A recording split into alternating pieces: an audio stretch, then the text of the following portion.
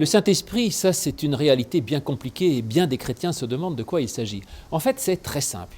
Le Saint-Esprit, c'est Dieu et c'est tout. Parce que Dieu est esprit, il n'a pas de corps, donc l'Esprit de Dieu c'est Dieu, Dieu est esprit et le Saint-Esprit c'est Dieu. Donc c'est très simple.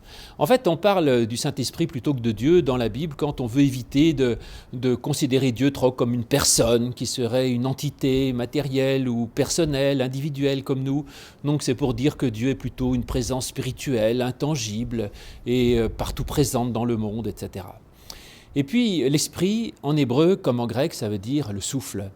Alors le souffle, c'est le souffle d'abord qui plane au début de la création, l'Esprit de Dieu est là, c'est cette puissance créatrice de Dieu qui est à l'œuvre, et c'est aussi le souffle que Dieu met dans les narines d'Adam quand il fait de lui une âme vivante. Ainsi le Saint-Esprit, c'est la puissance créatrice de Dieu qui donne la vie, qui crée une vie nouvelle, qui régénère, qui redonne la vie, qui relève, qui ressuscite. C'est la puissance de Dieu qui est sans cesse à l'œuvre pour une création et une nouvelle création. Et puis dans l'évangile de Jean, le Saint-Esprit est appelé du curieux nom de Paraclet. Parakletos en grec, en fait, les gens n'ont juste pas traduit.